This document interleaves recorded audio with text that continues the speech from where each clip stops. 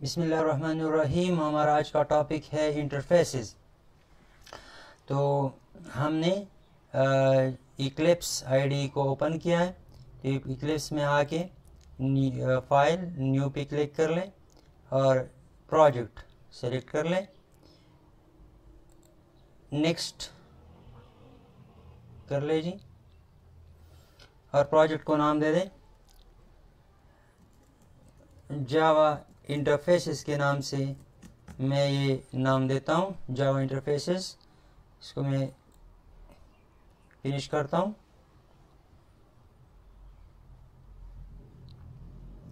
Yes कर लें।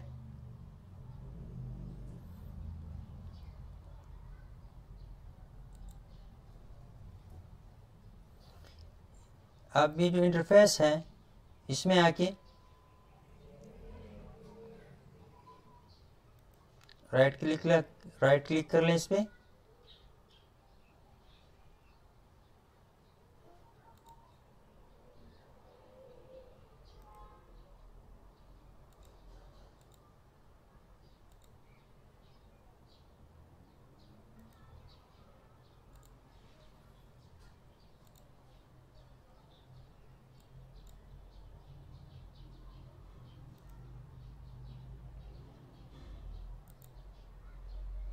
New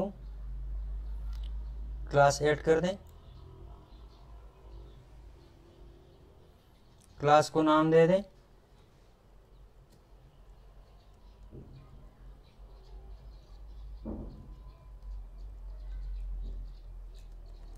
interface class के नाम से। क्लास का नाम है जी, और यहाँ पे चेक बॉक्स है, ये आप चेक कर लें। तो इसका मतलब ये है कि हमारी इस क्लास में मेन फंक्शन भी इंक्लूड हो जाएगा, और इसको आप फिनिश कर लें।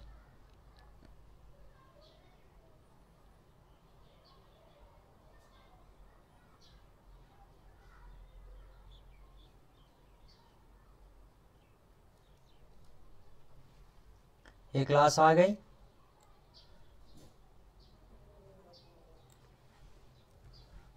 देखिए जो नाम हमने दिया हुआ था क्लास का नाम इंटरफेस क्लास के नाम से क्लास का नाम है, और मेन फंक्शन भी उसमें इंक्लूडेड है।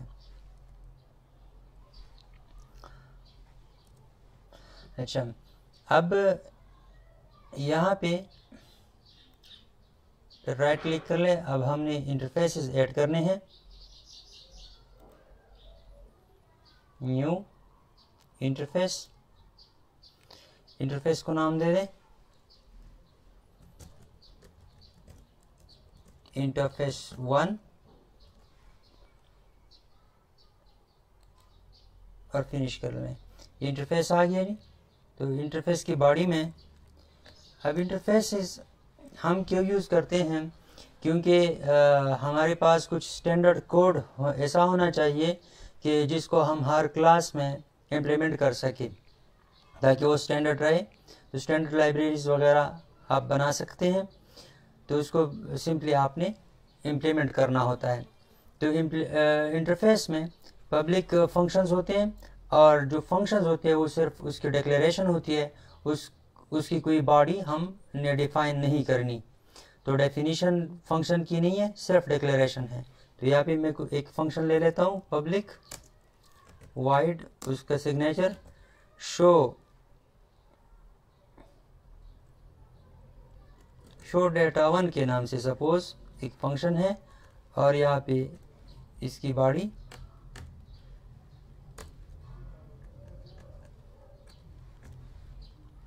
ये। तो अब इस इंटरफेस के अंदर ये फंक्शन है, तो इस फंक्शन को हमने ओवरराइड करना है उस क्लास में जो सी क्लास इस इंटरफेस को इम्प्लीमेंट करेगी। तो ये इंटरफेस कीवर्ड हुआ, पब्लिक है जी, फिक्स स्पेसिफायर, और इंटरफेस कीवर्ड और इंटरफेस 1 इस इंटरफेस का नाम है जी, और इसके अंदर ये फंक्शन है।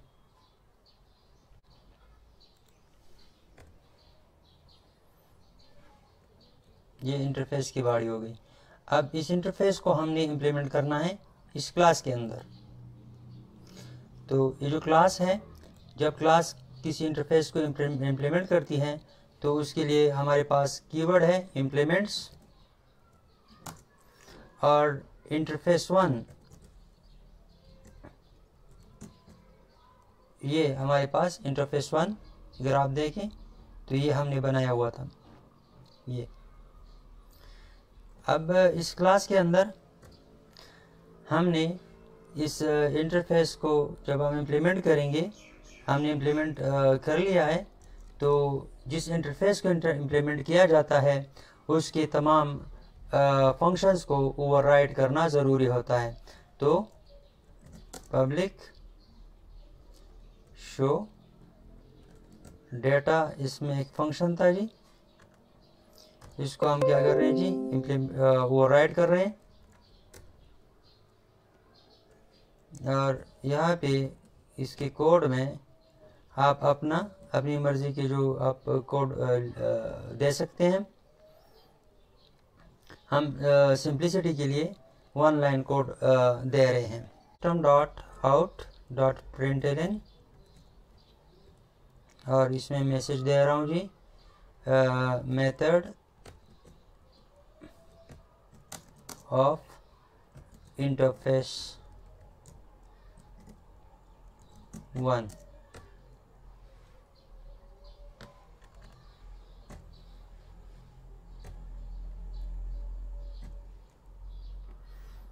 तो ये मेथड अगर आप देखें तो इस इंटरफेस के अंदर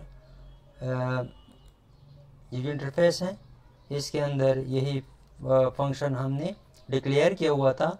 तो जब हम इस इंटरफेस 1 को इम्प्लीमेंट करेंगे तो हमने इसको ओवरराइड करना है। तो ये देखिए हमने वो फंक्शन ओवरराइड कर लिया, शो डेटा का फंक्शन।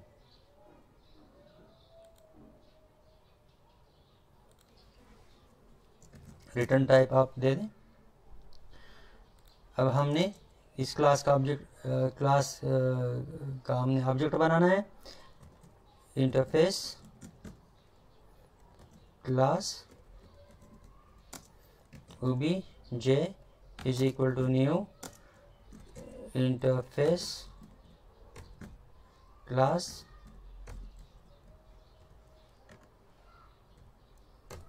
और ये obj के ज़रिए से अब हम शो डाटा को कॉल कर रहे हैं। ये देखिए, प्रोग्राम को रन करके देख लेते हैं। अब हमने क्या किया है जी, यहाँ पे एक क्लास है इंटरफेस क्लास जो इम्प्लीमेंट कर रही है इंटरफेस 1 को, और उसमें ये इंटरफेस 1 का जो वाइड शो डाटा फंक्शन है उसको हमने रीडिक्लेयर किया हुआ है, मतलब इसको हमने ओवरराइड कर लिया यहाँ पे, और ऑब्जेक्ट बनाया और उस फंक्शन को कॉल दिए। रन करके देख लेते हैं।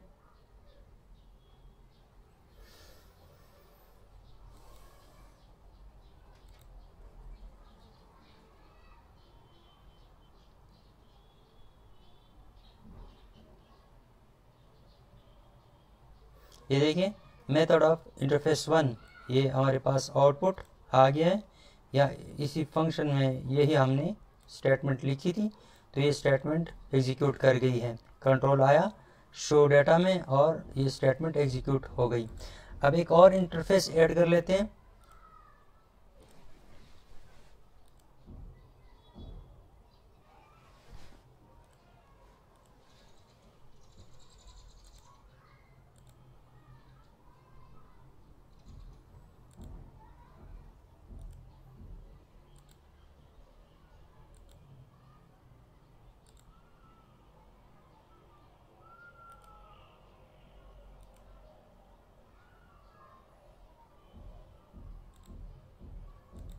एक और इंटरफेस ऐड करते हैं, इंटरफेस 2 के नाम से।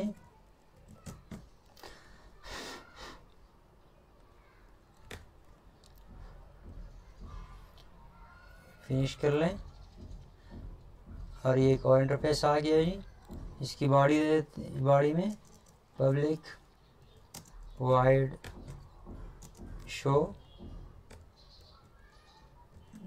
डेटा 2 के नाम से मैं फंक्शन ले रहा हूँ, और इसको मैं यहाँ पे डिक्लेयर कर रहा हूँ। क्लास में आके ये इंटरफेस, अच्छा यहाँ पे एक और काम करते हैं।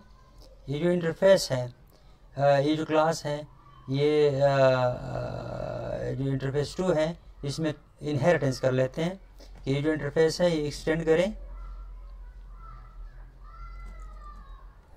X tends interface 1।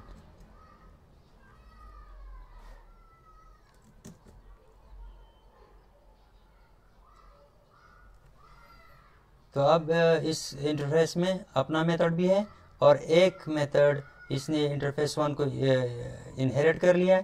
तो इंटरफेस 1 में जो शो डाटा है वो भी इसमें आ जाएगा। ये देखिए, ये इंटरफेस 1 का शो डाटा का फंक्शन है। तो इंटरफेस 2 ने एक्सटेंड किया है।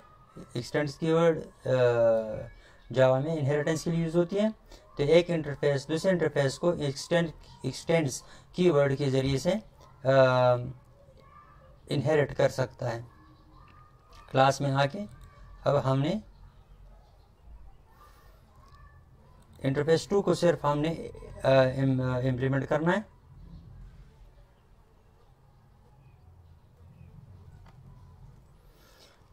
तो इंटरफेस 2 में ये शो डाटा का फंक्शन इंटरफेस 1 से आया हुआ है और इसी को मैं कॉपी पेस्ट कर लेता हूँ, कंट्रोल C।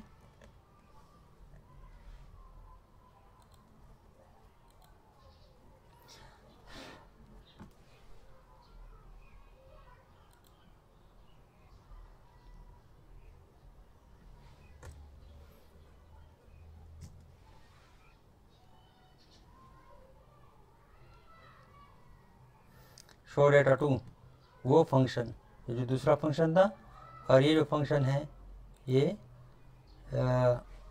इंटरफेस 2 का फंक्शन है। तो मैसेज आ जाए method of interface 2।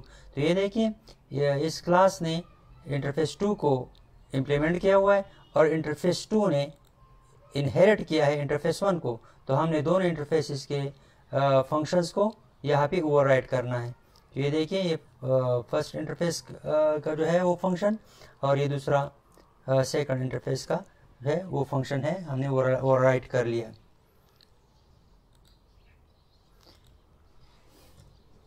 obj dot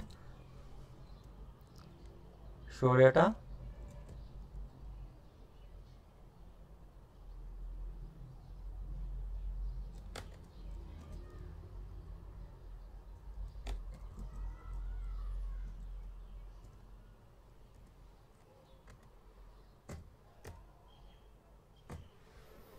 ये देखिए, इसको रन कर लें।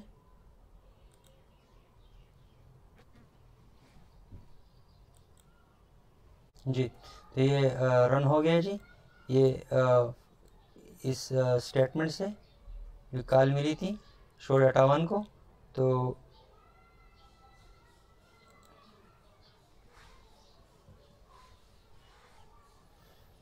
तो शो डाटा 1, ये देखिए स्टेटमेंट, वो शो डाटा 1 में मेथड ऑफ इंटरफेस 1 की वो उसका मैसेज था, ये डिस्प्ले हो गया है। और दूसरे स्टेटमेंट से शो डाटा 2, तो ये फंक्शन एग्जीक्यूट हो गया है और मेथड ऑफ इंटरफेस 2 ये आ गया।